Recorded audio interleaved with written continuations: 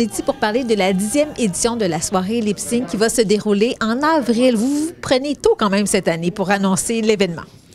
Bien, c'est parce que les fêtes, cadeaux. Donc, non, on voulait quand même déjà que les gens se préparent mentalement pour faire... Parce que oui, c'est vrai, tu as raison, absolument, on le faisait la deuxième semaine de janvier.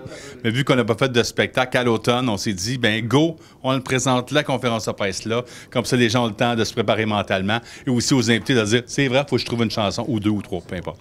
Donc, la journée qu'il faut retenir, c'est le 1er avril. Ça tombe un vendredi soir. Oui, parce qu'au Top Shot, les spectacles ont toujours lieu le vendredi. Donc, on pourra... on va sûrement trouver une petite dynamique boisson d'avril, poisson d'avril, peu importe. Là. Mais oui, ça va être le vendredi 1er avril. Et les billets, donc, sont en vente ici même. Et parmi les participants, le comité organisateur, peut-être nous rappeler qui en fait partie?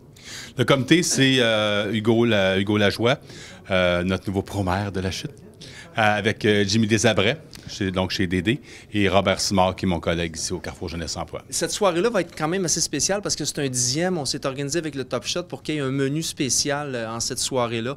Donc, probablement qu'il va être servi les côtes de Samantha, en pensant à Samantha Fox, qui a été jouée à ce moment-là, ou encore la coiffe de Ginette, qui sera peut-être le fish and chip, on ne sait pas, là, mais tout est à identifier. Mais de toute façon, il va y avoir un menu spécial pour ça.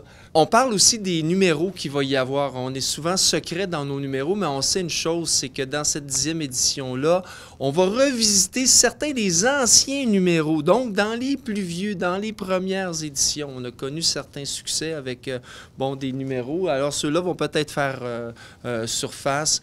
Ça se peut qu'il y ait une suite aux Beatles. Hein? On en a parlé. Ça se peut qu'il y ait un retour sur scène de Ginette Renault. Qui sait? Qui sait, hein? Donc, voilà, plein de surprises et surtout énormément de numéros collectifs, puis du gros fun noir à tonnes. Ben, en fait, c'est pour les séjours exploratoires. Donc, disons, depuis 2 ans, c'était très tranquille de ce côté-là depuis la pandémie. Mais là, on recommence à faire des activités où il y a des participants, des gens de 18-35 ans diplômés qui viennent, qui veulent découvrir la région d'Argenteuil, la MRC d'Argenteuil, trouver un emploi dans la région, qui viennent d'arriver aussi. Puis, ils font le séjour pour rencontrer des intervenants, des employeurs, autres décideurs, etc., des personnes qui ont déjà fait place aux jeunes également, pour qu'on puisse vraiment leur vendre la salade et des sous donc vont pour défrayer les frais de restauration, d'activité, tout ce qui a lieu durant les séjours exploratoires. Et est-ce que votre travail a été, dans le fond, a changé un peu sa nature en fonction de la pandémie? Beaucoup. Ça a été vraiment difficile, je dirais, parce que faire un séjour exploratoire virtuel, pas de contact, même si on est moins concentré à regarder les gens, c'est sûr, on est moins une table ronde pour manger, tout le monde se commande un repas, c'est pas la même dynamique. Donc, on espère vraiment de pouvoir revivre qu'est-ce que moi j'ai vécu depuis 2007. Donc, mon travail était quand même difficile. C'était plus de recrutement, de préparer du long terme pour dire, oublie-nous pas, quand ça va recommencer, on va faire des séjours. On a quand même pu faire des séjours de groupe, de couple, séjours individuels, mais c'est encore là, c'est pas la même dynamique que moi j'ai vécu dans le passé, comme quelques-uns de la TVC aussi, vous l'avez vécu. Donc, on a bien hâte de le refaire. Oui. Et là, pour faire ces séjours exploratoires, vous avez besoin de fonds et c'est pour ça que vous avez créé cet événement. Ça fait, on ne dit pas 10 ans, mais en fait, ça va faire 6 ans, en fait. 6 ans. On va commencer la 6e année, parce que la première, c'était à l'automne 2015. Ça a fait 6 ans. Mais oui, parce que, comme Joanne a glissé un mot tantôt durant le point de presse, c'est que chaque place aux jeunes, nous sommes maintenant rendus 83 au Québec. Donc, c'est la plus grosse gang que nous sommes de place aux jeunes. Avec le SAGE, le secrétariat à la jeunesse, avec le gouvernement du Québec, il faut vraiment que chaque place aux jeunes, avec les gens de chacune des MRC, voient l'intérêt de place aux jeunes, voient que c'est important.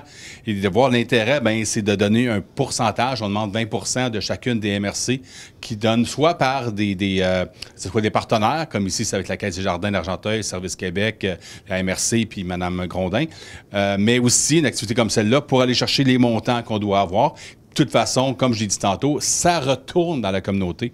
Donc, comme j'ai dit aussi, nos entrepreneurs, nos restaurateurs, ils en ont tellement besoin. Fait que c'est vraiment une roue qui tourne.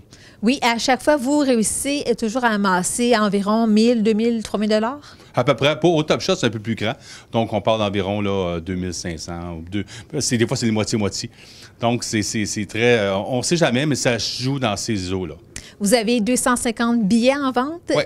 Donc, pour le moment, puisqu'on ne sait pas quelles seront les mesures, on se croise les doigts, que ça va continuer ou que ça ira mieux peut-être après le temps des fêtes. Et aussi, dites-moi un peu la programmation. Vous en avez parlé peu, beaucoup de surprises à l'horizon. Oui, en fait, c'est parce que encore là, on veut se donner une marge de jeu pour est-ce qu'on pourra être tant sur la scène, respecter le mètre, 2 mètres. Il y a encore un petit peu d'incertitude, mais on plonge droit devant. Nous, on sait, on sait qu'avec les années passées, les numéros de groupe, c'est toujours, je dirais pas plus intéressant, mais pour nous, même moi qui fais de la scène depuis longtemps, j'aime ça, de partager mes papillons dans le ventre, d'être 3, 4, 5. On est plus comme complices du numéro. Puis je trouve que c'est encore des meilleures anecdotes par la suite qu'on a à vivre ensemble. Puis les gens dans la salle le voient aussi. Donc, c'est pour ça que c'est sûr que des gens qui ont participé dans le passé, bien là, on est en train de parler avec, puis voir un peu s'ils sont intéressés à revenir. Parce qu'il y en a qui ne sont pas prêts non plus. Donc, on est en train de voir tout ça, mais on sait quand même qu'il y en a plusieurs que vous avez vus dans les années passées qui vont revenir là. Et c'est important, je crois, d'acheter son billet le plus rapidement possible en raison de la quantité limitée. Oui, puis en même temps, on sait très bien qu'avec les années passées, c'était vraiment du bouche à oreille aussi, les réseaux sociaux de plus en plus présents. Mais il y a bien des personnes, souvent, finalement, je ne peux pas y aller. Mais là, les gens sont tellement... Ils veulent tellement sortir, avoir du plaisir. Je pense que ça va jouer aussi avec nous. Puis moi, je ne serais pas surpris que ça puisse partir assez rapidement. Mais avant les fêtes, c'est un beau cadeau. Venez, on va avoir des billets à vendre, c'est sûr. C'est important d'encourager la région, d'encourager le Carrefour Jeunesse Emploi. Puis nous encourager aussi.